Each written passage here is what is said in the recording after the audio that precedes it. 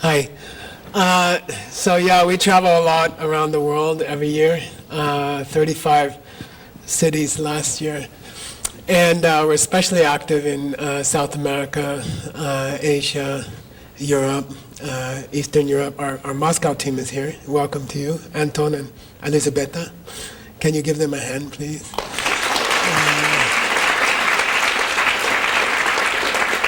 And part of the German team is here from Berlin. Nice to see you. And some of our sponsors from Asia are here, and thank you for coming.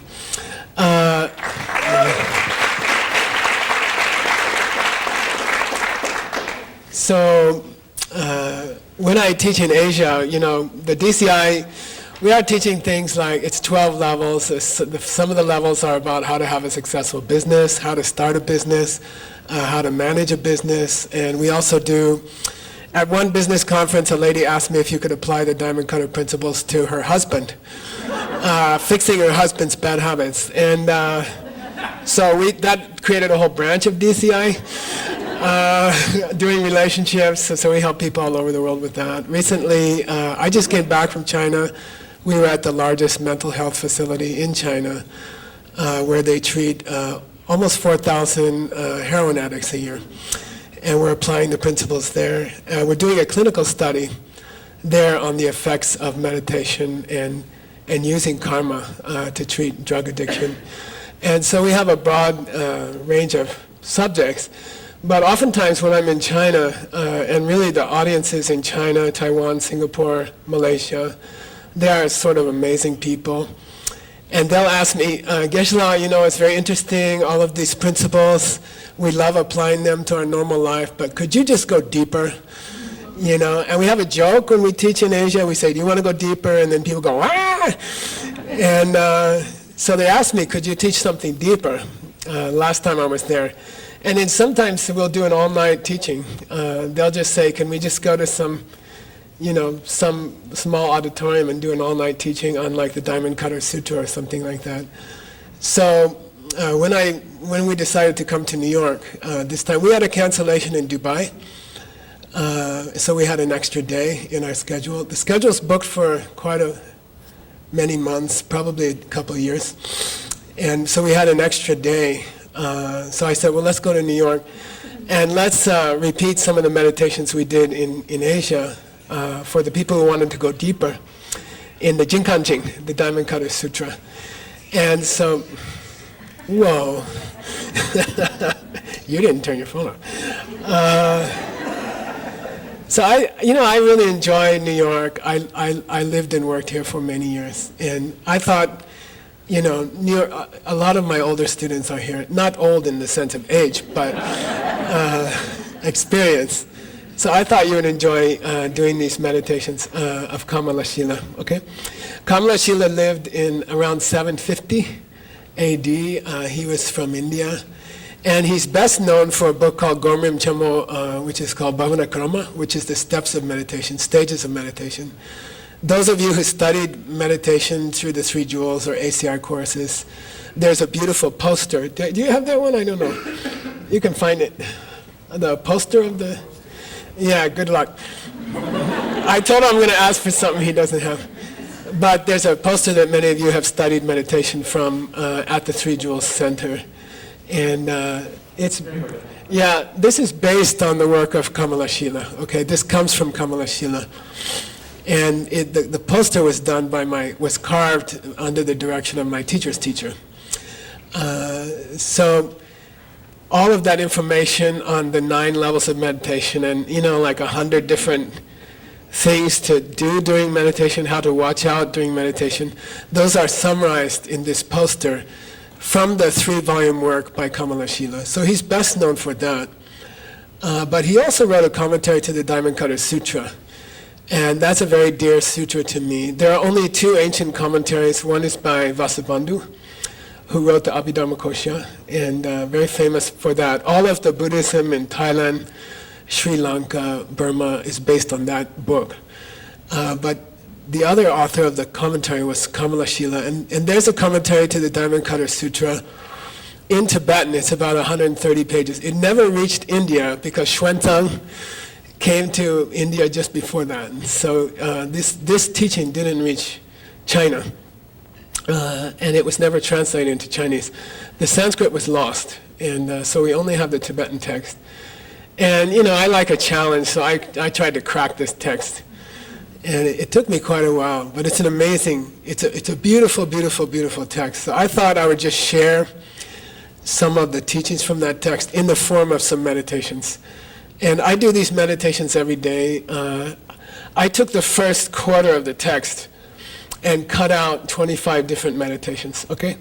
And they're summarized in the book you have, the playbill you have. So I'm going to just go through them. We were recently in Taiwan. We did this for like 8 hours over 2 days, and we'd only got halfway through. So I don't know how much a New Yorker can do in an hour and a half, but we'll try. We'll try to do this. My plan is, first half I'll do sort of the meditations which are more thematic about how to bring meaning to your life, how to improve your life. And then we'll take a break for 15 minutes. When you hear the bell ring, you come back, okay? And then we'll just go deeper into the concept of kongxing, or emptiness, and how you can apply that to your life. How can you use it to be successful in your life? Because the Diamond Cutter Sutra is perhaps the most important book about emptiness, okay? So we'll just start. The name Kamalashila, I really like it. Kamala means bedma, or lotus flower, like that beautiful pink lotus flower that grows in the water. And Shila can have two meanings. One is morality, and the other is the way that you do something. It's called nangtsu, how you do something. So in this case, Kamalashila's name has two different meanings. One is that a person who leads a sweet way of life, a person who's helpful to other people, good to other people, kind to other people, they actually, there's a tradition in India that they will start to smell like a lotus, okay? Their body will start to smell like a lotus, or like gardenia or something. So if you have been around these high lamas who are very, their life is very noble and very proper, clean, pure, then when you kind of walk by, when they walk by, and the wind from their body hits you, then you smell this faint, lovely fragrance, like the faint fragrance of a lotus. So his name of the author, Kamalashila, means the scent from the kindness of a high holy person, okay? Like a lotus, okay? So I like that. Shila also means the way of doing something. So it can mean, in the Buddhist tradition, that a person who wants to help the world, they want to do something good for the world, then they try to seek out the worst places to go and help people. So, they avoid the nice places. That's why I don't come to New York so often. We go to rough places. We've been to some very rough places. We've been teaching a lot of people in Muslim countries recently, in about 10 different countries. That's why I decided not to wear robes. I can't show the videos of this talk in some of those countries. So I think it's important for, we want the videos to be available online to different countries where they're not allowed to show videos of somebody in robes or something like that. And we go to many very poor countries and we try to help them. We just came back. We have a project to help the European refugees. So we just gave talks in Serbia. We're working in Kosovo. We had programs in Greece and Romania, Bulgaria, and we're helping the refugees there. So the idea is that in Buddhism, that a person who's a good practitioner should get into difficult situations and go into rough places and kind of semi-dangerous places and help people there. So that's the idea of Kamala. Shila means to act like a lotus, because lotuses like to grow in dirty places. My monastery in India, you get there I'm flying to India tomorrow, You get there by landing in Bangalore, you know, right? The only airport nearby. It's about 8 hours from the monastery by car. And I don't know, Bangalore is about 5 million people, something like that. All the sewage from Bangalore is raw, and it flows out of the city into this wonderful lake, a lake of raw sewage. And you have to drive right across the shore of the lake to get to the monastery, and it's a long, pleasant experience. And the first time I saw a lot of lotuses was there, and I said, stop the car, and there were all these lotuses growing out of the poo-poo, And I said, oh, I got to get one of those. I got out of the car, and the driver grabbed me, and he said, get in the car. He said, ask one of those kids, you'll give them a rupee to go get you a lotus, And so lotuses like to grow in the dirtiest places. They grow very well in poo-poo and mud.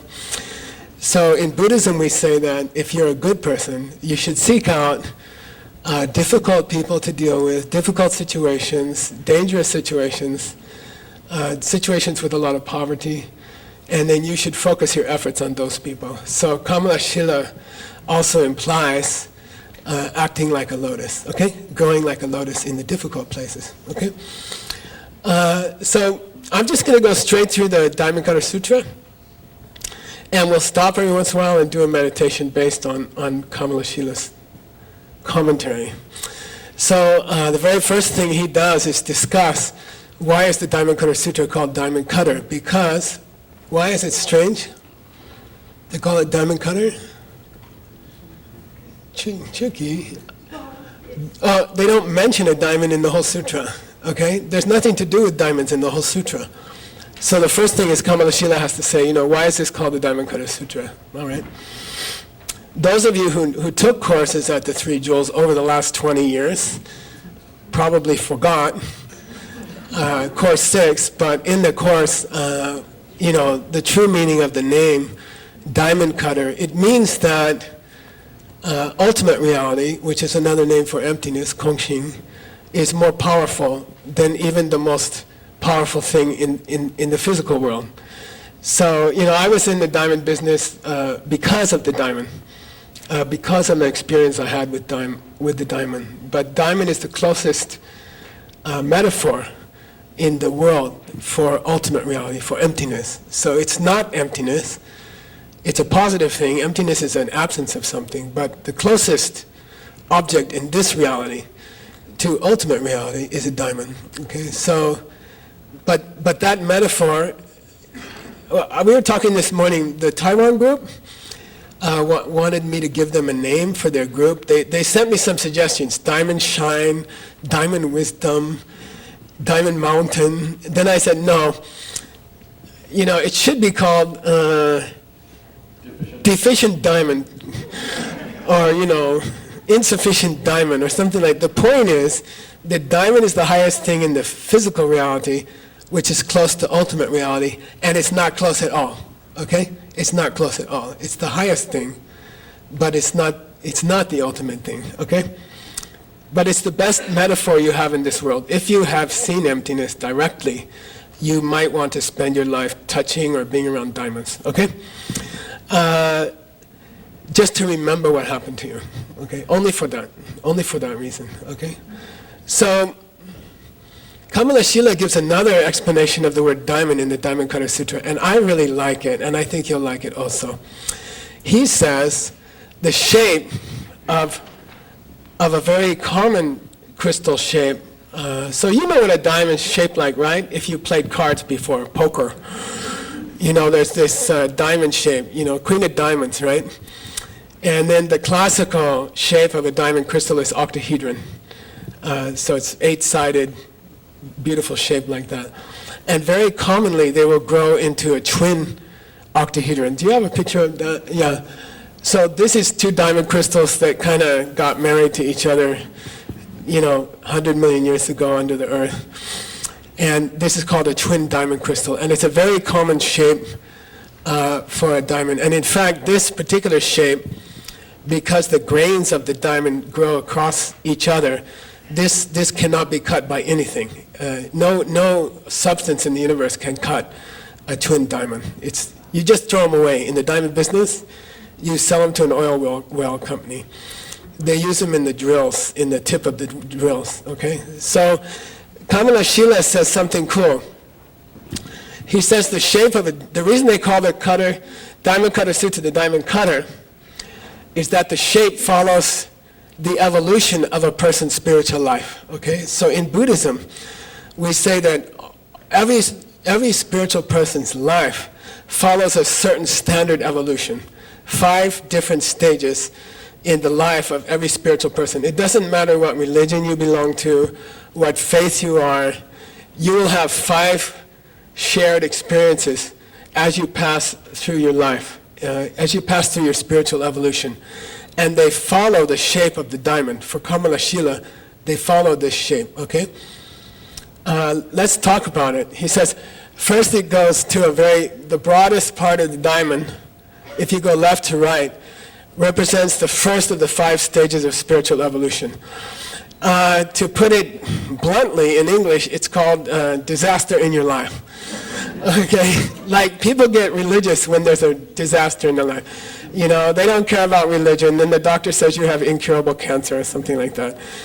I remember C.S. Lewis, I think, he said the day after World War II ended, like the churches in England were filled every day during the war, and then the day after the war ended, they were empty again. You know, so people get religious when bad things happen to them. And when you have a difficult period in your life, then you turn to a spiritual life, because it's the only thing that can help you. In the end, it's only your spiritual life that can help you. So in Buddhism, we say, you have spent countless lifetimes to the left of this diamond, and then the longest part of your life from top to bottom, the most number of years are the years that you spend in sort of a dull, what do you call it? What do you call it when somebody's on a drug? Like, you're just like spaced out, trying to make money, trying to build, gather possessions, and then something happens to wake you up, okay? So that's the most years spent is in that kind of dull stupor of materialism or like that. And then suddenly you wake up because you get cancer or your mother dies in your arms. In my case, 3 of the 6 members of my family died quickly. My father, my brother, and my mother all died within about a year. And then you get spiritual, okay? Then there's a second stage around here, sort of a median stage that we say is if you're lucky, you will meet a person who will explain to you why things happen, where things come from. Why did the stuff that happened to you in your life happen to you, you know? Why did you meet the people you met in your life? Who made New York City? Where does all these things come from, okay? If you're lucky, you'll find someone. During the initial part of your spiritual quest, you will run into somebody who will explain to you where stuff comes from, like death, or New York, or your husband, or your ex-husband, okay? And to save you time, I'm going to confirm you in the second level in the next 5 minutes, okay? You ready? I cannot give a talk without talking about this, okay? If you hear this talk once in your life, you reach level 2. Okay? I save you millions of years, okay? No, I'm serious. And it took me 25 years to learn it, okay? But I can teach it in about 3 minutes, okay? So seriously, if you hear this once in your life, you're on level 2. In Buddhism, if you reach a good level 2, after you die, you cannot go to a bad place. It's not possible, okay? It's called a cessation, okay? When you reach a certain level of understanding of Pen, which I'm about to tell to you, after you die, it's not possible to be born as an animal or something like that, okay? You will be born at least as a human, okay? So it's a good deal. It's worth the ticket price of today's admission, okay? And by the way, I'm very sorry we ran out of seats. We had no idea how many people would like to come, and next time we'll get a bigger place, okay? We just did it at the last minute, and I'm sorry for that. And I'd like to thank Nancy, and Miriam, and Chunzom. And can you guys stand up? Where are you? Can you just stand up for a second? No, they're probably outside working. And Michael, we'd like to thank you for arranging it on such short notice.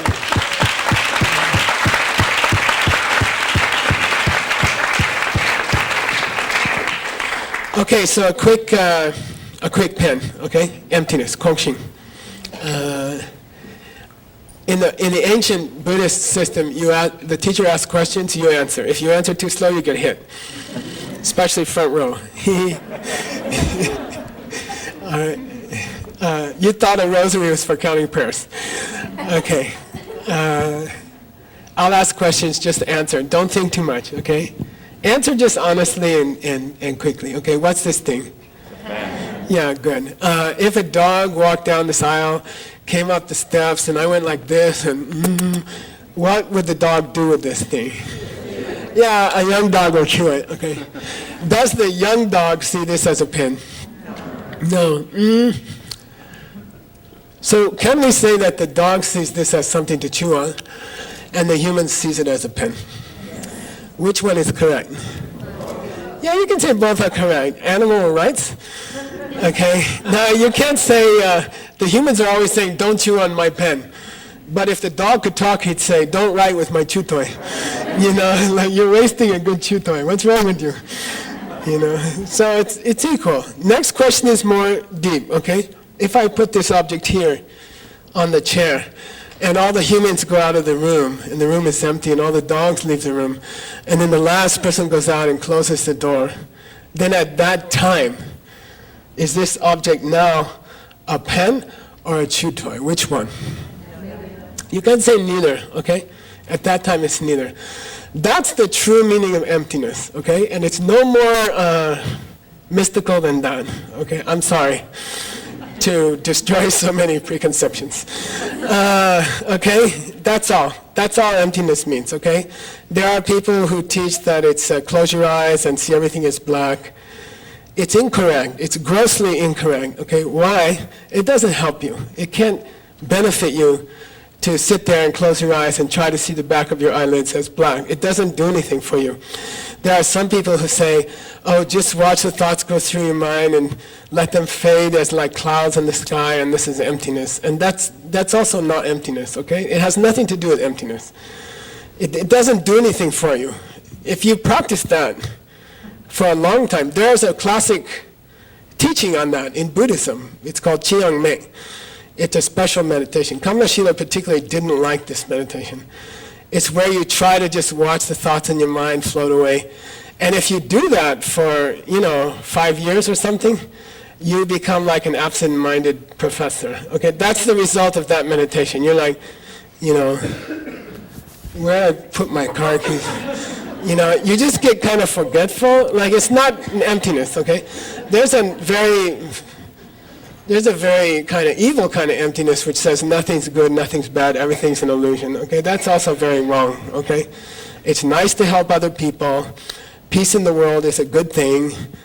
Suffering is a bad thing. War is a bad thing. It's not true that everything's an illusion and some things are nothing's good and nothing's bad. That doesn't help you. Okay, they don't make these religious paintings with air pollution and dead people and tankas, right? They make them with beautiful gardens and angels, and there are good things and there are bad things, okay? So emptiness just means when all the people left the room, then this thing is nothing yet, okay? When we say yet, it means if a person walks up, enters the room, leans over here and looks at it, at that moment, what does that become? Yeah, it becomes a pen again. That pen which became a pen, now's the big thing, okay? Pay attention. You can sleep later. Is that pen which becomes a pen when I walk in the room, is that pen coming from the pen, or is that pen somehow coming from me? Yeah, somehow it's coming from me. If it's coming from me, can I close my eyes and wish that it was a $100 bill? It didn't work, okay? Yeah, things are coming from you, but you cannot just make them what you want whenever you want, okay? They depend on some other energy, which means what you did last week, okay? What you did last week, okay? How do I see a pen? When I reach here and I look at that object on the chair, okay? Why do I see a pen? According to Buddhism, a seed grows in your mind. A seed opens up in your mind. Out of that seed comes a luminous image of a pen about this big, okay? That seed's called in Sanskrit karma, okay? So the seed opens. I reached here, the seed didn't open yet. Then I took another step and the seed opened in my mind. A small picture of a pen comes out of my mind. That appears in the front of my mind as though it were a pen on the chair, okay? So that's how objects, that's where your husband came from. That's where your job came from. That's where your body comes from, okay? They're all flowing out of seeds in your mind. Who put the seed in your mind? You did, okay? When? Before. Okay, so if you want, no, it's like any other seed. If you want to see a $100 bill this week, you have to plant it last week, okay? Oh, Scott ran away because he knew I was going to ask him for $100. We're not going to. You have $100? I'm going to show you how to plant $1,000, okay? I know you're all spiritual and you don't care about money. And I respect that. But just for purposes of demonstration. Okay, I'm going to show you how to plant a karma, okay? How to plant a seed, all right? So if I want to make $1,000, according to Buddhism, according to Kamalashila, this is how you make $1,000, okay? And if you don't want $1,000, that's okay. We spent $5 million paying the refugees for 29 years to type in their ancient books. We spent $5 million, okay? And they're free online. We finished all the books in Buddhism from ancient India. That took 25 years. 4,600 texts are finished.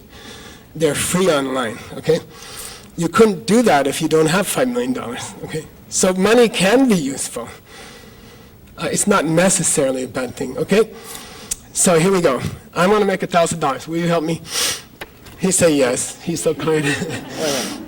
You cannot plant a seed without another person. It's not possible. You cannot plant a karma without another person. The process of planting a karma requires another person, okay? So I'm happy because I found someone to take my $100, okay? It makes me happy, okay? So a Buddhist is different from other people. Buddhists, if you go to borrow money from a Buddhist, they get a thrill up their spine, you know? And if you don't, then you don't understand anything, okay? So he's willing to take my $100. I'm going to plant a seed. Give me your hand. Left hand is good luck. Okay, put it up high. Then this is how you plant a karmic seed, okay? You put it in his hand, okay? He closes his hand. Then I open my hand, okay? When I open my hand, who sees my hand open? Yeah, I see and he sees. He's happy, I'm also happy. He made 100, I'm going to make 1,000. We're both happy. That's the essence of karma, by the way. It makes both parties happy. Any kind of transaction in the future of an enlightened world should be win-win by definition, okay? So he's going to make $100. Then when I open my hand, that image comes into my eyes and it brushes my mind, okay? It brushes my mind. And if I have a loving intention, if I say, God bless you, I hope you use it, you know, what do you call it? Mazal u-bracha. I hope you use it happily, you know?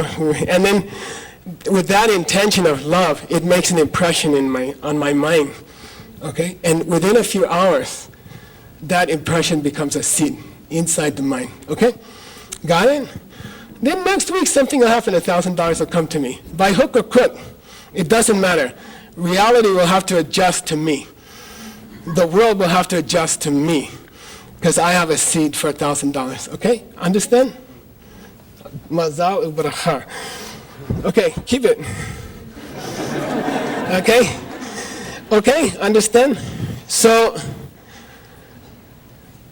that's the meaning of emptiness, okay? Emptiness means when the pen was on the chair, before anyone came in, it wasn't anything yet, okay? When I got here, a seed opened in my mind because I did what last week?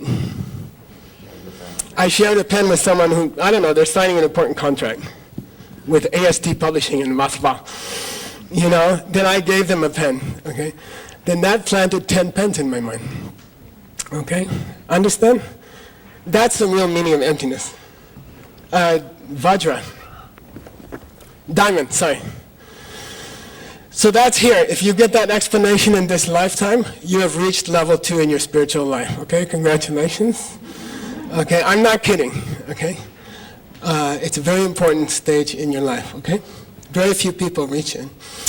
Here is the direct perception of emptiness during a state of meditation, okay? On a retreat or during your daily meditations, you see emptiness directly, okay? And you can, that's very short. This is the narrowest part of the diamond because it only takes 20 minutes, okay? It takes about 20 minutes. If you see that directly, your body starts to change into light, like an angel, okay? And I don't care if you don't believe me. If you've seen it, you don't care, okay? I really don't care, but it happens, okay? Your body starts to change. And that process is, what do you call it?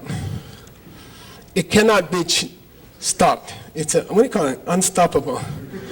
The change is irreversible. The change is, from this point on, the change is irreversible, okay? You cannot change it. If you say, I don't want to be an angel, it's too late. If you have this experience during deep meditation, okay? Then for the rest of your life, you use that knowledge and you start to act differently. For example, with money, okay? You start to be like different from other people. You take great joy in sharing what you have because you know it's only going to make things better. He made $100, I made 1,000. Everyone's more happy, okay? Like your behavior patterns change and you become totally loving and totally unselfish, okay? Because you know it's best for everybody. It's going to get him what he wants and it's going to give me what I want. So this stage here is the rest of this life. Finally, the change in your body is finished in mind. And then you go back to countless years of being an enlightened being. That's the 5 stages in the spiritual evolution of every person. And Kamalashila says, that's why it's called the diamond cutter. That's why the diamond is in this book. Now I'll show you something interesting.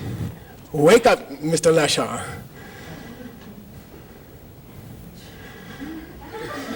Okay? Understand? So the shape of this ritual instrument called a vajra in Tibetan Buddhism and Indian Buddhism comes from that diamond, twin diamond, okay?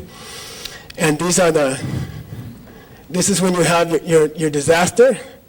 The doctor says you have cancer or that your mother died, okay? This is when someone teaches you the pen. You just got there, okay? This is the 20 minutes that you see it directly. Communion with God, you can call it. This is when you're using that for the rest of your life. Automatically you become a better person because you're just sharing all the time. You're just giving all the time, okay? And then the widest part here is you become an enlightened being on countless worlds, okay? We finished the first of the 25 meditations. Okay, sorry. In China they said, could you just go all night? And we tried. We went till like 4 a.m. I think. But then we all got too tired. Okay. Now, we're going to do a meditation. Because you can't let go of your cell phone ever, I have developed a meditation in which you hold a cell phone. Okay?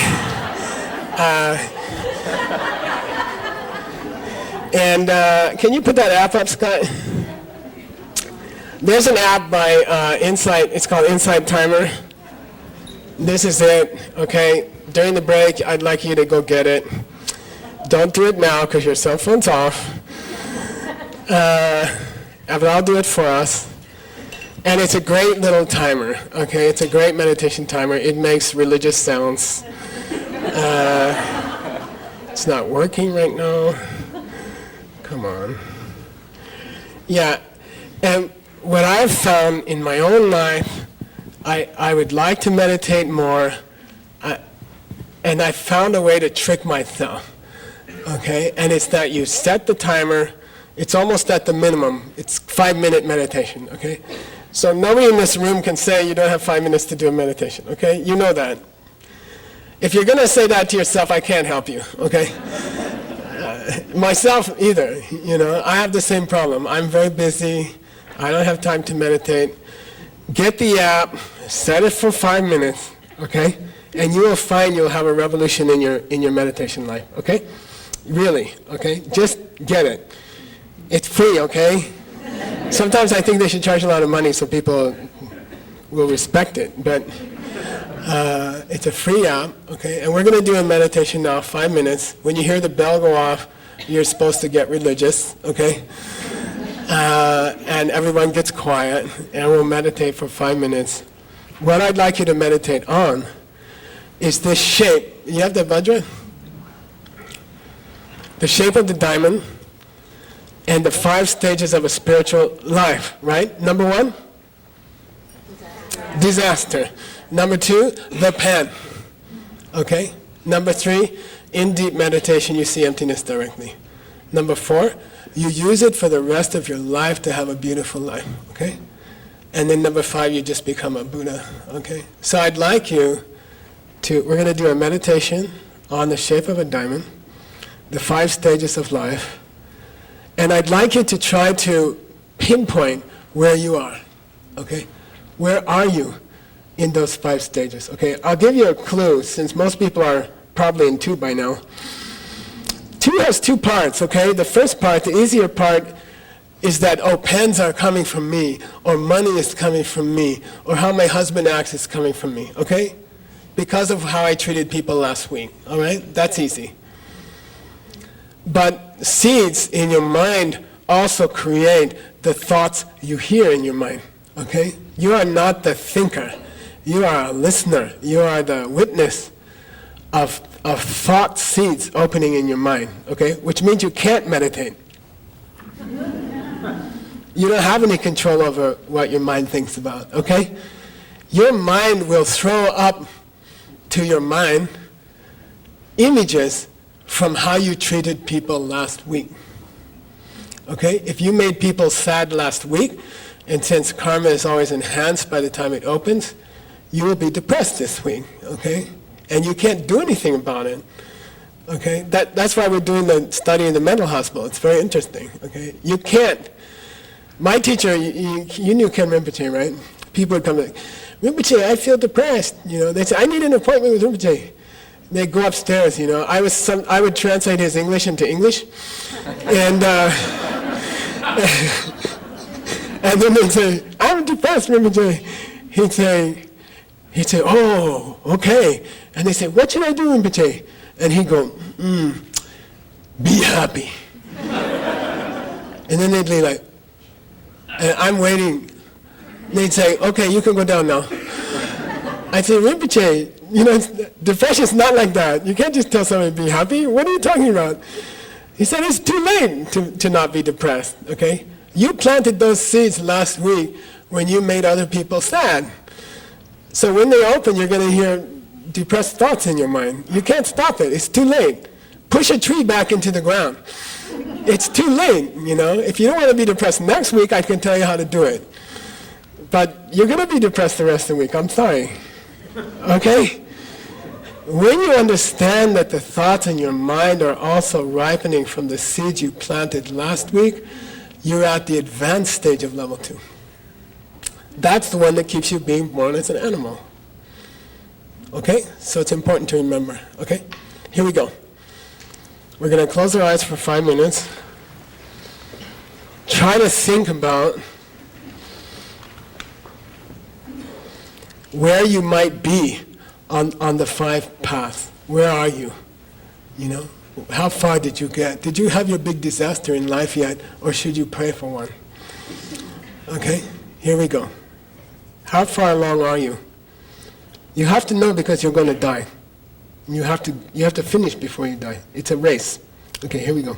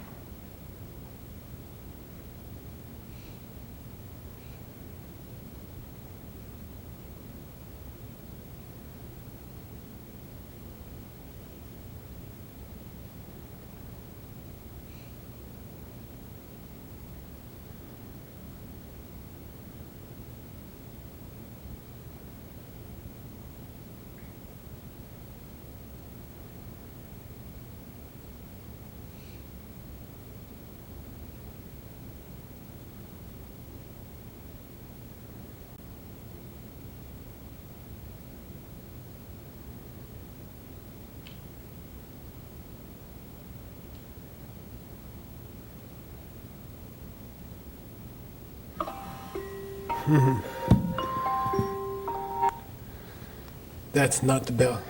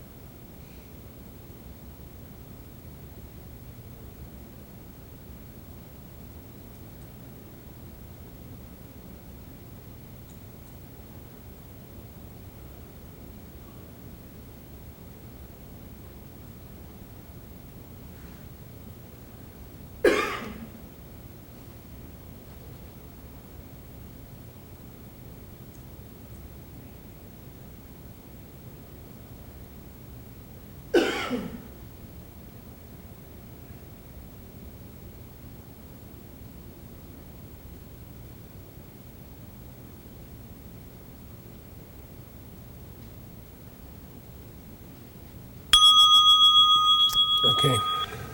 Take 3 deep breaths. 3 deep breaths before you open your eyes. 3 deep breaths.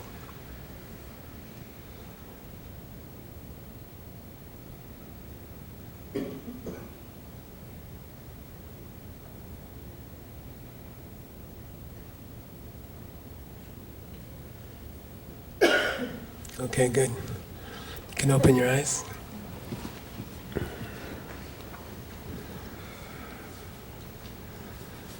I'm going to skip some of the I'm going to do 2 things. Number 1, I'm going to skip some meditations. And number 2, I'm not going to give you a break. So you were supposed to have a break, but we started late, okay? And they're going to kick us out at a certain time. And I'm sorry for that. But that's the custom when you have a decent place to teach. So is that all right? We just go straight through? Okay. There's a beautiful meditation based on why the Buddha is sitting in a garden when he gives this teaching, okay? And I'm going to skip that one, okay? We just don't have time. I got to get to the meat of things.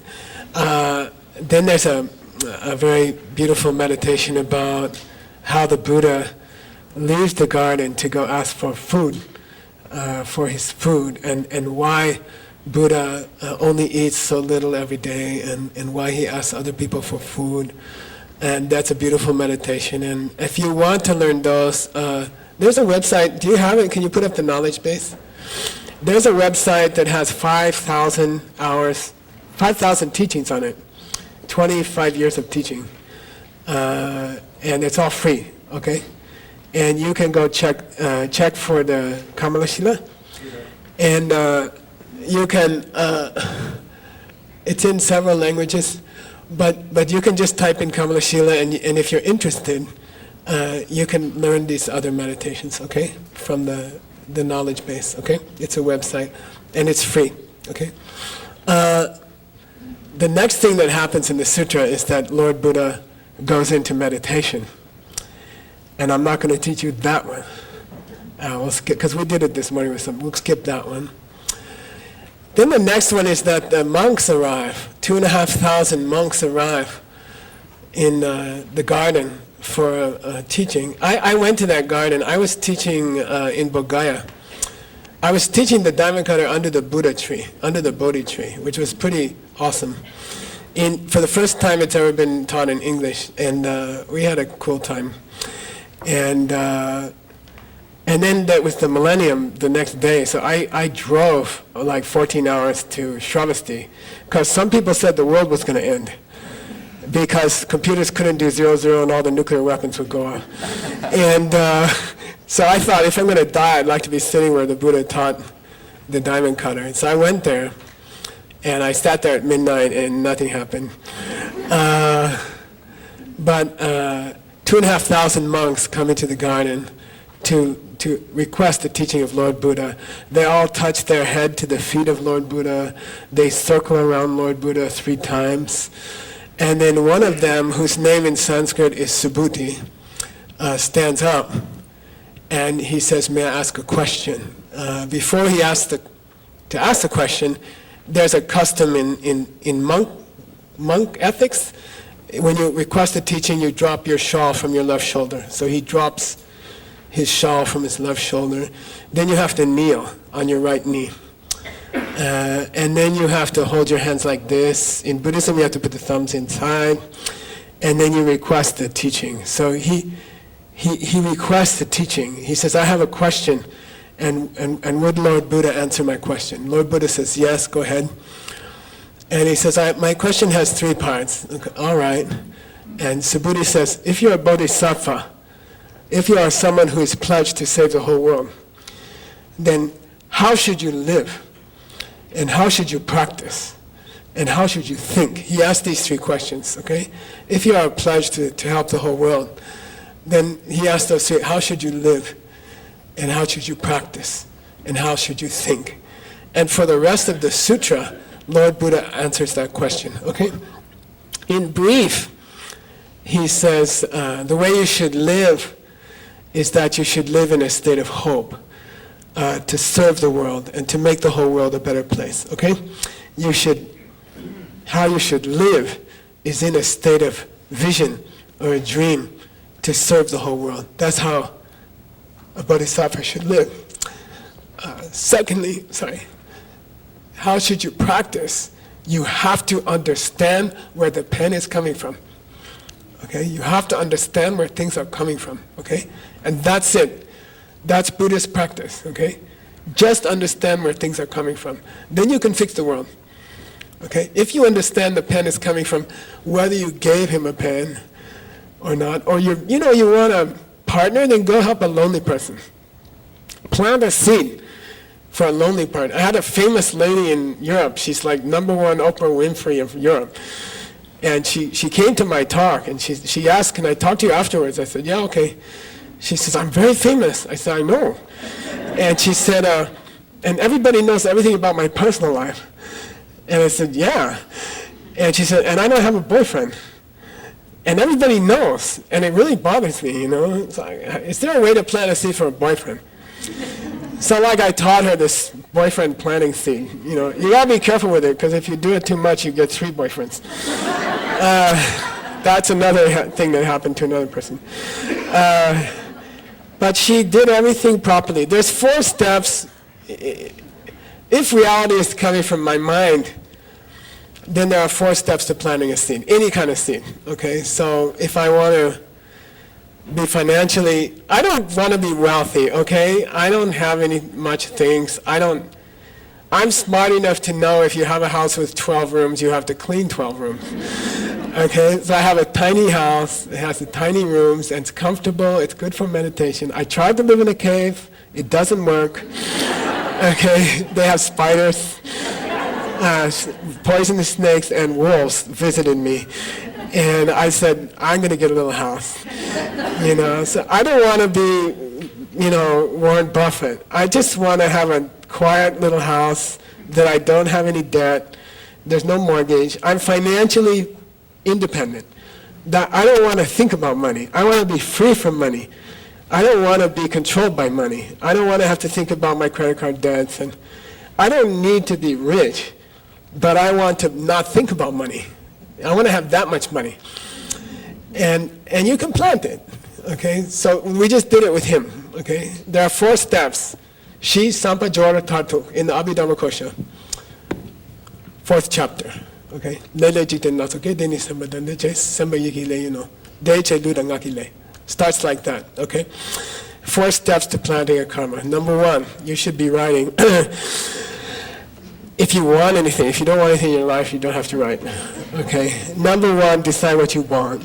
Okay? Like I would like to be free of money. I would like to not think about money. Okay? Number 1. Number 2, find another person who has the same goal. Okay? Find another person who shares a similar goal. I would like to be financially independent. Okay? I'd like to do what I want, go where I want, buy what I want, and not think about the credit card bill at all. Somebody else pays it.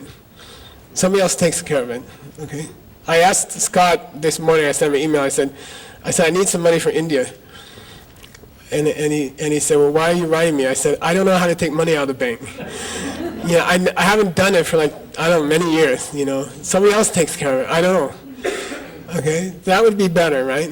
And then 3rd step, help them to get what they want once a week for 1 hour, period. That's all. Help them to get what they want once a week for 1 hour. This is called Jorwa. Do it. Okay. Nike, what's it called? Just do it. Yeah, people, just do it. Okay, 1 hour a week. If you don't want to be financially independent, don't do it. If you don't want to have a beautiful relationship, don't do it. If you don't want to have ballet health at 60-something, then don't do it, okay? You can do anything, okay? You can change your body. I used to have a handicap. I couldn't walk sometimes. And I changed it. I just changed it. Okay, 4 steps. It's not like some miracle. If the world is coming from your mind, you just fix stuff. Okay? Got it? You're supposed to say, what's step 4, Geshe? Step 4 is very cool. A normally planted karma under normal conditions may take thousands of years to open. Okay? And if you want to wait thousands of years, don't listen to step 4. Okay, step 4 is called Tantuk, and it means if you have a certain attitude about the seed you planted, because prana rides on the thoughts, because they are tied together, because where you put your mind, prana will also go.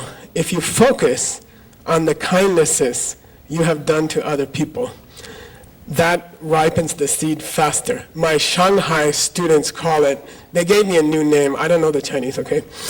They say, oh, you mean mama chicken sitting on the egg? I said, yeah, that's pretty good, okay? It means if you want to speed the karma up, you have to set aside a certain period of the day. My Lama said, before you go to bed, as you stretch out, I don't know about you, when I get down on my bed, this thing happens from my mouth. I can't stop it even if I want to. It's like, I'm so happy. Like, the bed is the best thing in my life, And I just like, it's like involuntary noise comes out of my mouth, And when you get to that point between then and the time you sleep, think about the good seeds you have planted, okay? Think about the kindnesses you have done to other people. If you're on a specific program to become financially independent, then tonight, when I go, then what's the next thought? Yeah, I gave the money to that dude whose name I don't even know. What is your name? What's your name? Michal. Michel? Miel. Oh, I gave Miel some money today. That was so smart. And it was kind and smart. Like, that's a perfect Buddhism. Kind and smart, And, it's just going to bring me beautiful things, and it already brought him beautiful things, and it's a win-win. And, when you take pleasure in your own good deeds, that's Buddhism. That's the essence of Buddhism, okay? Like, of course you've done a lot of mistakes in your life. We all have, okay?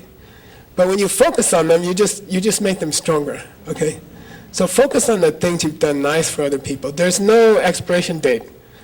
A karmic seed will stay in your mind indefinitely. Karmic seeds are more powerful than the body.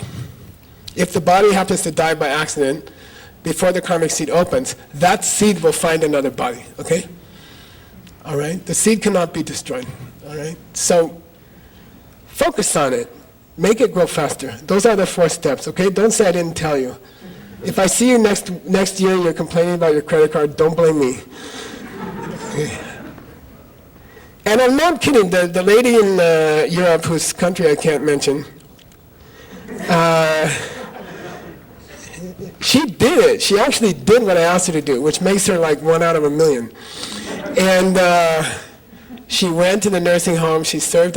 Number 1, I want a boyfriend. Number 2, find a lonely person. Number 3, go to the nursing home. Take care of adopt an elderly lady who has no family, right? Visit her once a week for 1 hour.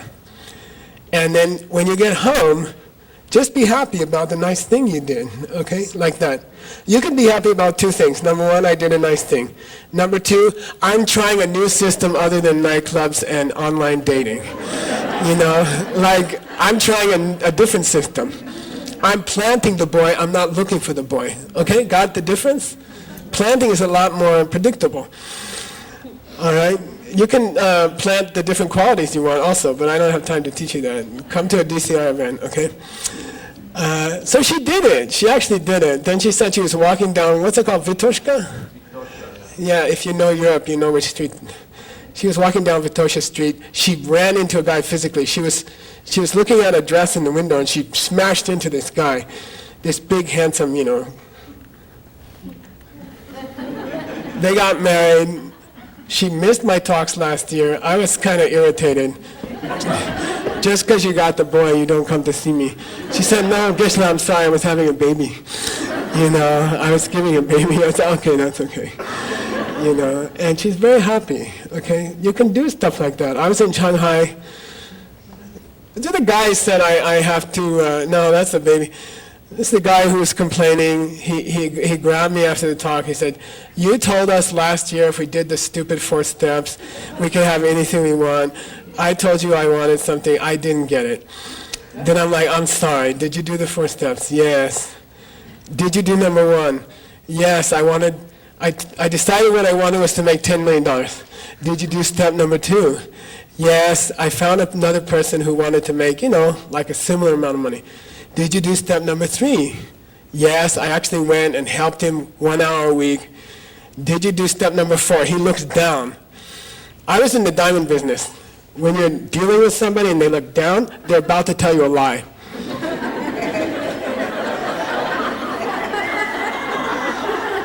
And he goes like this, he says, yeah, I did number 4. I said, how many days a week? Well, pretty much.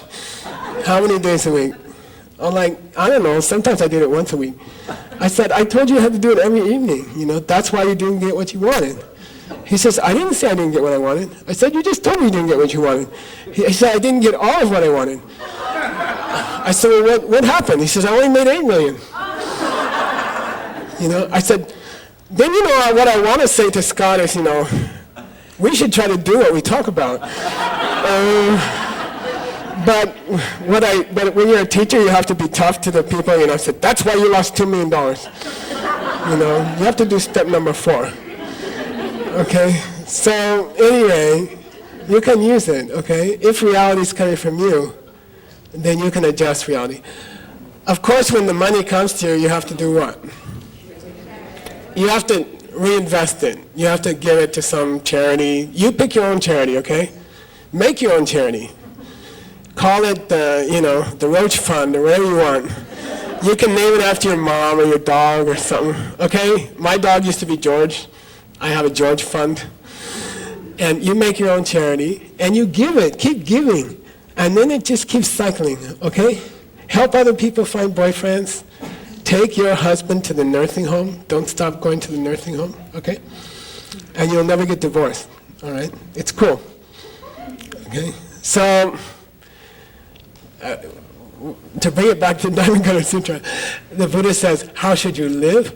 You should dream of a perfect world where everyone is just planting the things they want and everyone gets everything they dream of, okay? Number 1. Number 2, how should you practice? Think about the pen over and over and over, okay? Anytime you want something in your life, anytime you have a challenge in your life, pull out a pen. That's why I use a pen. Nowadays I'm using a cell phone a lot because the kids don't use pens anymore. Okay? The pen is coming from you, the cell phone's coming from you, okay? So just remember, that's how you should practice, says Lord Buddha. And then the answer to this, what was the third question? How should I think, Lord Buddha? For the rest of my life, how should I think? He says, how should you think? Don't forget number 2. Okay? Don't forget number 2. Especially under pressure. Okay? Especially under pressure. Okay? By the way, that's where the conversation goes to, if you're a real bodhisattva, you should be taking other people to nirvana. This is your job. That's a job description of a bodhisattva. You should be leading. This is Lord Buddha speaking in the Diamond Cutter Sutra. You should lead every person to nirvana. But then he says something weird, okay? Then he says, but when they get there, nobody gets there. Okay? When you finally push someone into nirvana, nobody reaches nirvana. Nobody goes to nirvana, okay? And the Buddha takes a break. And everyone's like, huh? What do you mean there's nobody there? I'm going to teach you, okay? Here we go. And this is how to think, okay? This is the answer to the third question, okay? The third question is, how should we think? And Lord Buddha says, don't forget what I told you about the pen. Even when things get hard, especially when things get hard, pull out the knowledge you have. So you want to work the new liberated women in the world, especially in China, before you just had to cook and raise the kids. Now you have to make the money and cook and raise the kids. And the husband is watching videos, okay? And so you're dragging home and you're really tired, and you took the kids to the school in the morning and you worked all day. Then, it's a sacred duty of a woman in China to buy the vegetables on the way home. And you have to spend like 45 minutes picking out the best bite size. And then and then you come home and you're hoping for a hug from your husband, And you open the door and you say, honey, I'm here. And the husband says, you're so stupid. Okay? Did it happen to you? I don't know. And you say, why? And he says, dinner is late. I know I had to take the kids, I had to feed the grocery. Maybe you could have helped me. You're so stupid, okay? Then what's the natural reaction to that?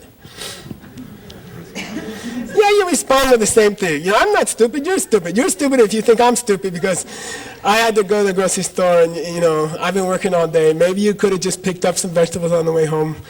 Or maybe you could have worked today, And so the natural reaction is to say the same thing back to your husband, okay? Now, when you call someone stupid, who hears you? Who hears you? When you give the money, who sees your hand open? You see, that plants the karma. When you call somebody stupid, who hears it? You hear it. It plants a seed in your head that when you open the door and the karmic seed opens, somebody says, you're stupid. Okay? How did you plant that seed? Last week, you asked the kids, Mommy has to go to work early on Wednesday. Please be ready with your shoes on at 8 o'clock to go to school a little bit early, okay? And they say, yes, Mommy. And then you come in at 7:45, and they're jumping on the bed, and they don't have their school clothes on, and the shoes nobody knows where the shoes are, And you say, you are the stupidest kids in the world, Something like that, okay? Who hears you?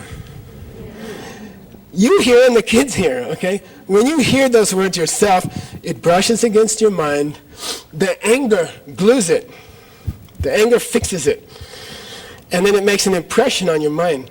And that becomes a karmic seed, okay? Then you come home a week later, through no fault of your own, right? You are not to blame, right? And your husband goes off and starts calling you stupid, okay? Are you to blame or not? You're always to blame. You're always to blame, okay? Got it? In Buddhism, there's no such thing as, it's not my fault, or for no reason at all, okay? It's always your fault. You come in, the seed opens, just like with the pen, okay? The seed opens, and the husband says, you're stupid, okay? Now, here's the crux. What's a stupid? How can you prove you're stupid at that moment? Yeah, respond to him. Call him stupid, all right? Then you can prove that he is correct. Okay? Why? Because when you plant the new seed, then you go, next week you have to go a week early and tell the kids that they're going to do something stupid. Because they're also coming from you. Then you'll get mad at them and you'll plant a new seed, and then what's that cycle called? There are two names. Sansara. There are many sansaras, by the way. There are husbands stupid calling sansaras. They just keep repeating over and over, okay? Then there's big ones called life. Okay, wheel of life, samsara, okay? Why am I talking about this? We're supposed to be answering the question, why, when you guide people to nirvana, does nobody reach nirvana, okay? What does that mean, okay? To answer that question, you have to understand the husband, when you walk in the door and he calls you stupid, okay? At that moment, there's two husbands in the room. You got to understand that. Yu dog, meg yu dog. There's a husband who's there and there's a husband who's missing. Okay, got it? There's two husbands in the room. There's a husband who's there and there's a husband who's missing.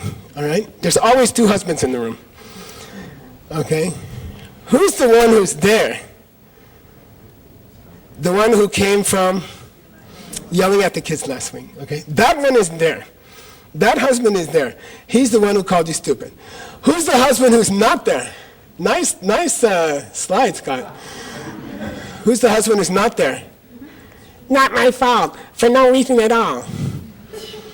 Okay, got it? Understand? That husband is there or not? The one who's not your fault. Is he there? I just told you it's always your fault. Now let's say it again. If it's always your fault, and there's a husband there who's not your fault, does he exist or not? Yeah, he's not there. Never was there. Couldn't be there. Isn't there. Never will be there. Cannot be there. Impossible. Okay? But you, now, here's the husband who's your fault because you yelled at the kids last week and you planted a karmic seed. Here's the husband who's not your fault, who doesn't even exist. Okay? Listen. Which one do you get angry at? Which one do you call stupid? Yeah, the one over here doesn't even exist, okay? Every time you ever had a negative emotion in your whole life, you were angry over something that didn't exist. That's emptiness, kongxing, okay? The second husband, who's not your fault, he's not there. He never was there. But that's the one you're angry at. And that's the one you create yelling kids with. Got it? It's like a tragedy. Okay? No, all sadness, all pain, all suffering in the world is created by phantoms. Being angry at someone who's not even there. Okay? All war, all hunger, all poverty, created by someone who's not even there. That's the big, irony of life. Okay? How can that help you reach nirvana? What's the definition of nirvana? Can somebody give me the definition of nirvana? If you want to impress people, you can do it in Tibetan. Which means ending your negative emotions permanently because you understand the husband who's not there. You understand it. And according to Buddhism, that's the only way to destroy your anger forever. Okay? Why? Open the door. Husband says, "You're stupid." And then you're like, yeah, okay.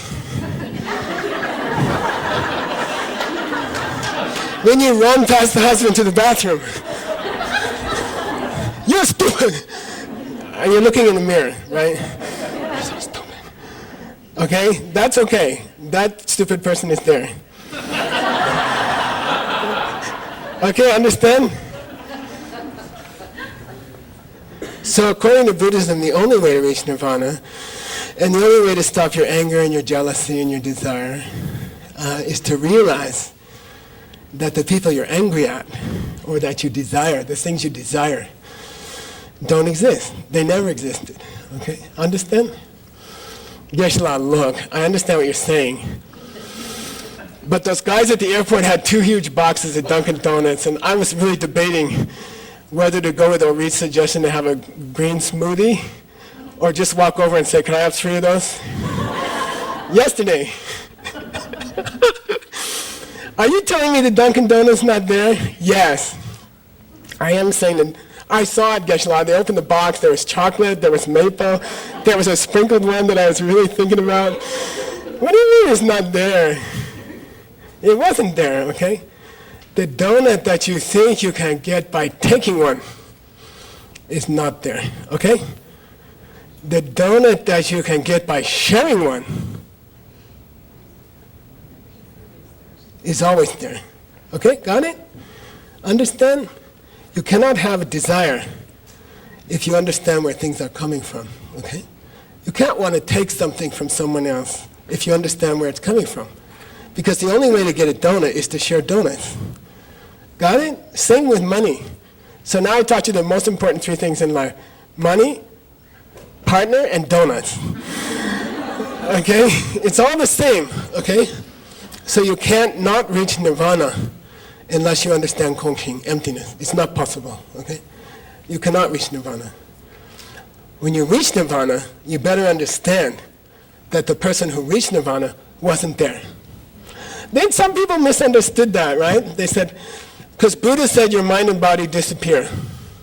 Your mind and body disappear. You reach nirvana and your mind and body disappear. What did he mean?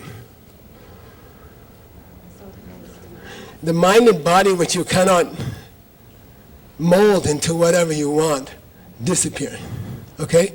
The mind and body which are going to die. The mind and body which are going to be sad, depressed, unhappy. You destroy them. You cannot be sad anymore. And frankly, your body cannot grow older if you really share. Then Buddha said, when you reach nirvana, you lose those two. You lose that body and you lose that mind, okay? It doesn't mean you disappear, okay? You get to keep the body that you planted. And you get to keep the mind that you planted, okay? Clear? All right? It doesn't mean you pop, you disappear and you don't have to pay your taxes this year. And it's not like that. Okay? The old body disappears, all right? And the old mind disappears. Okay, that's nirvana. So when you reach nirvana, the old person is gone. Okay? Now, let's start the teaching. I want to get to this part, okay? So, Buddha gets kind of wrathful with Subhuti, which is common for a teacher. My teacher used to get wrathful with me like every 5 minutes for 25 years. And it's a good, it molds you. It builds character. So, Subhuti asked the Lord Buddha questions. Look, it sounds mystical and everything. By the way, put that on your lap. It's good luck. It's not good luck to have your foot on it. Okay, good. Subhuti says to Lord Buddha, it sounds cool that nobody's there, nobody reaches nirvana, the husband I was angry at was never there. That sounds really cool. There's no self, anatman, right? There's no self. I like it. It sounds very mystical. But it's a little hard to buy, Lord Buddha. It doesn't make sense for 3 reasons. So we're gonna go there, okay? Because we only have like 20 minutes left. It's a little hard to buy, Lord Buddha, when you say there's no Michael, okay? When you say emptiness means there's no Michael, okay? It's just hard to buy. And Lord Buddha says, why? And Subhuti says, 3 reasons. Number 1. By the way, Lord Buddha gets wrathful. He says, Subhuti, if you think there is a Michael, you're no bodhisattva. I cannot call you a bodhisattva. You're not a bodhisattva, okay? If you think there is a person who achieves nirvana, then you're not a bodhisattva. You can't call yourself a bodhisattva. So Subhuti gets a little irritated. He doesn't call Lord Buddha stupid because he knows about that. But he says, 3 problems, Lord Buddha. Number 1, first problem is, so somebody used to not understand the pen. There was a Michael last year who didn't understand the pen. And then he went to this talk at Lincoln Center, okay? Don't tell people Geshe Michael talked in the smallest auditorium in the back, okay? Just say he was at Lincoln Center teaching. And,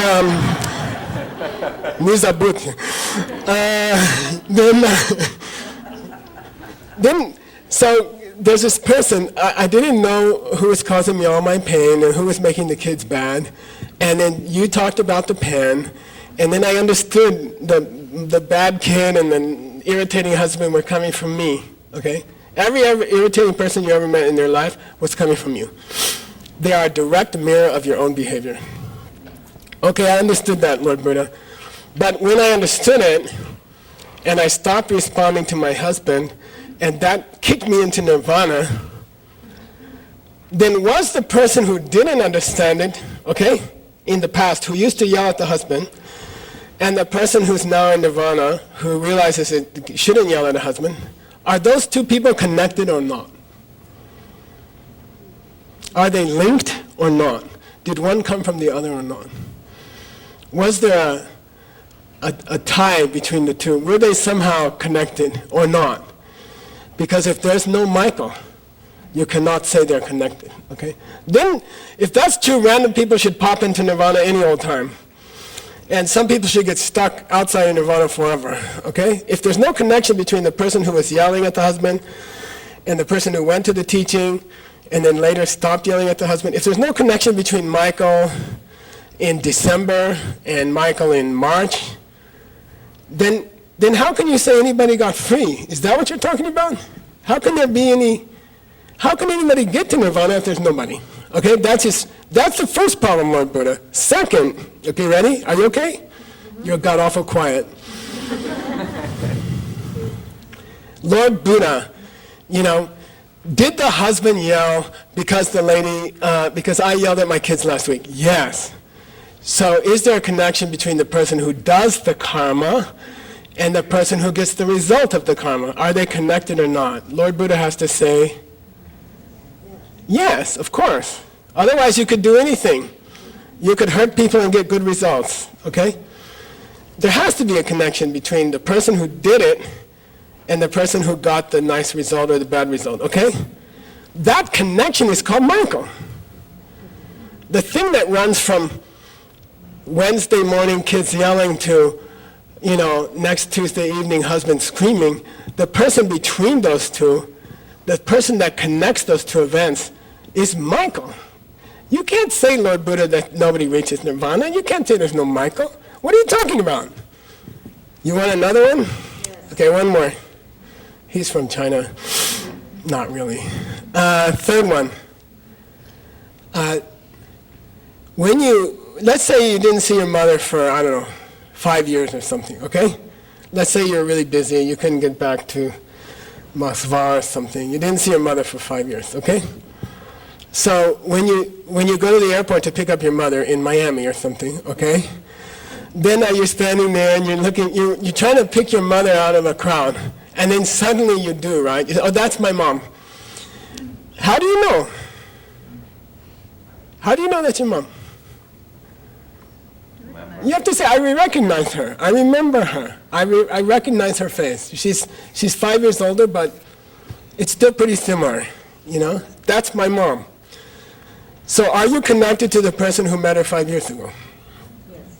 There must be a connection. Otherwise, you would take everyone in the airport home, and make them dinner. I don't know which one of you is my mom, but I'm just covering my bases here. Okay, all right?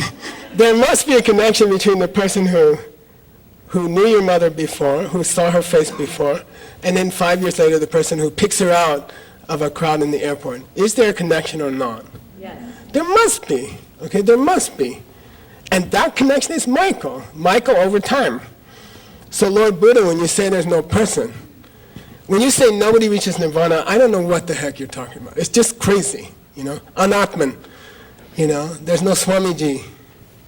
It's crazy. I don't understand what you're talking about, okay? What's the answer to this conundrum? Anybody want to take a shot? What's Buddha mean when he says there's no person there? Connected to the husband who's yelling. There was not existed at all. When Buddha said nobody reaches nirvana, or there's no Anton, what does he mean? Does he mean there's no connection between doing something nice and getting a nice result 5 years later? Or seeing your mother and recognizing her 5 years later? Or having been an angry person and now being a completely calm person because you're not mad at nobody anymore? Is there a connection between those people? Yes. Yeah, of course, there's a connection between those people. Okay, I'll give you another clue. Here's the connection between the guy who yelled at the kids and the guy who got yelled at by his wife, okay? Here's the connection between the two. Is it coming this way or is it coming this way? Now you can answer. What? Yeah, it's coming from me. It's coming from me. When Lord Buddha says there's no Michael, what does he mean? There's no Michael coming this way, okay? There's no Michael who's not coming from how you treat other people. Cool? There's no Michael who's not coming from how you treat other people, and that's emptiness. That's Kongxing. That's the point of the Diamond Cutter Sutra, okay? It's the big deal about the Diamond Cutter Sutra. A Michael who is not flowing out of the seeds planted by how he behaved last week towards people doesn't exist. Okay? Never existed. Okay? There's no Michael who does karma and who experiences the results later. That Michael doesn't exist if you think he just comes from anywhere. Okay? He's also, the connection is also coming from you. What happens if you lose that connection? What happens if you don't have seeds in your mind to have that connection? It's called Alzheimer's or autism. Okay? You can't connect the present to what happened 5 minutes ago. You keep asking I take care of a 90-year-old lady. Guess why? I spent $500 on her 2 nights ago. I took her to the Four Seasons restaurant in Scottsdale. Oh my God. It really pushed my credit card over the limit. She keeps asking you the same questions. She's saying, "What did you do yesterday? It's good to see you, Mike." She forgot your name, Nick. I finally won this battle. He and I were competing for her attention. And she said, "Who is that nice boy who came?" He's been helping her for like 5 years.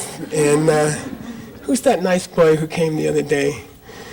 And she doesn't have the seeds to connect the present to what happened 5 minutes ago.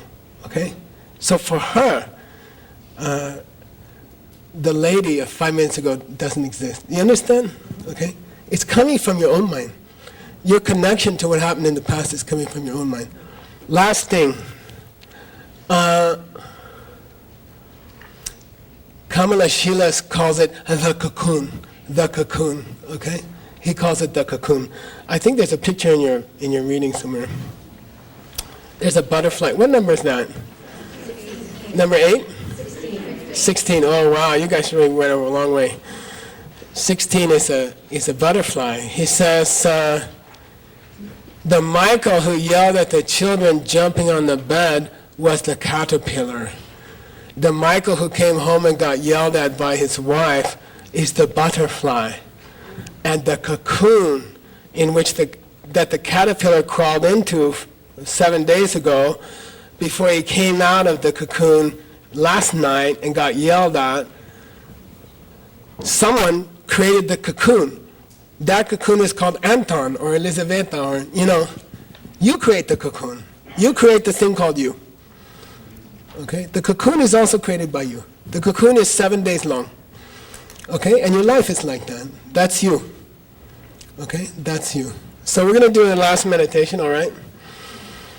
And go on the knowledge base and watch this thing, okay? Go on the knowledge base and get the whole meditations. I can't do 25 in 2 hours, I'm sorry. And you'll also fall asleep. I've experienced that. Okay. All right, let's do a meditation. One last meditation, okay?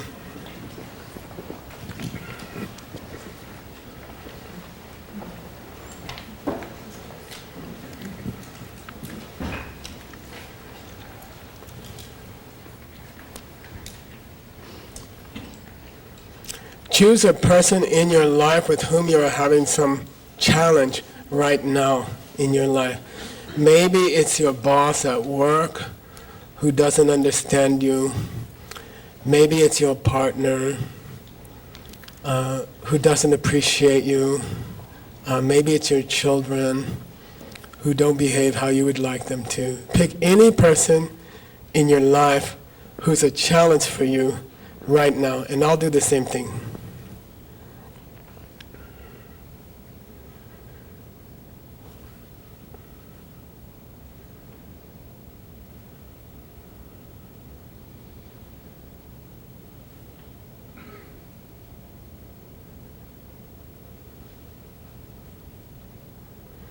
Now to fix them, I'm going to stop planting seeds in my mind. I'm going to stop behaving like them, okay? So the person I have in mind, I don't know, they're just kind of irritating and insensitive. They hurt my feelings sometimes. And so during this meditation for the next 5 minutes till the ding goes off, we're going to think about how possibly I might be planting that behavior with my own behavior, okay? So if I could stop, then they would stop, okay? That's how to stop irritating people. Shooting them is not a clean solution. Okay, here we go. 5 minutes on how the most irritating person in your life may have been planted and may continue to be planted by me doing the same thing to other people. Okay, here we go, 5 minutes.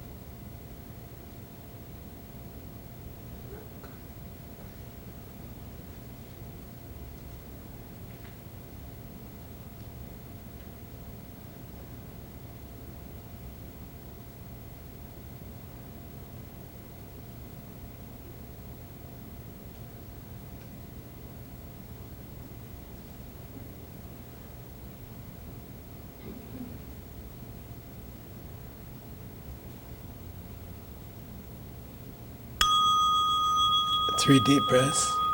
Take 3 deep breaths.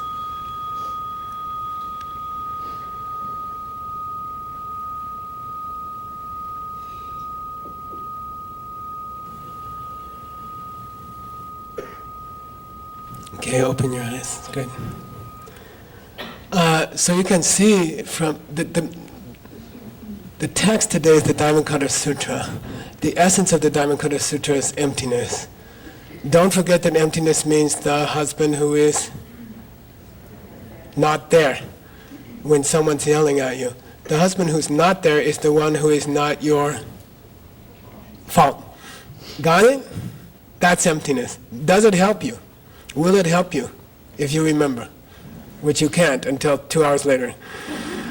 First time, okay? It gets faster and faster, okay?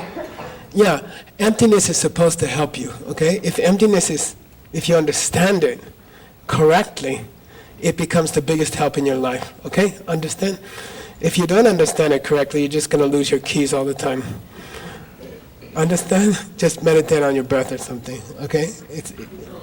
It's not emptiness, okay? If you understand what emptiness is, then it can help you your whole life, okay? Things you don't like, you can stop them. Things you want, you can get all of them, okay? Emptiness makes it possible. So, we couldn't do many of the meditations, I'm sorry. What I would do if I were you, the 1 or 2 people in this room who are ambitious, I took a photo of each of the 25 meditations, just because I like to meditate with my phone in my hand. Where is that? Yeah. Yeah, I took pictures of each of the 25 pictures, and I put them in my phone, because it's nice to have your phone in your hand, okay? So, like, that's the butterfly picture, okay? And I get the butterfly picture up, and then I turn on the meditation app. Okay? So since everything's on your phone, you feel comfortable. Okay? It's real. Okay? Okay? So I bring up the butterfly picture. I'm on a plane, I'm busy. I'm always on a plane. If I'm not teaching, I'm on a plane. I got so many miles. Where were we? We landed somewhere. They said, we'll take you in a car to the gate. China. Yeah. And there were like 3 people from the airline waiting at the gate. They said, we'll take, at the end of the ramp, they said, step down the stairs to the runway, and we'll take you to the next gate, I said, why? They said, you're like zillion miles, you're a valued customer. I said, well, how far away is the gate? It's the next gate over. I said, I think I can walk it, So, I'm busy, but on the plane or waiting for the plane is late. I'm so happy when the plane is late. I pull up my butterfly picture, I turn on the app, the phone is where it's supposed to be in my hot little hand, and I'm meditating, at the gate. And it's powerful. It's super cool, okay? Get the free app, Insight Timer. Take photos of these things in the book, okay? And then see if you can remember what it means, okay? Some of them I didn't teach you. There's your mom that you're going to recognize, okay?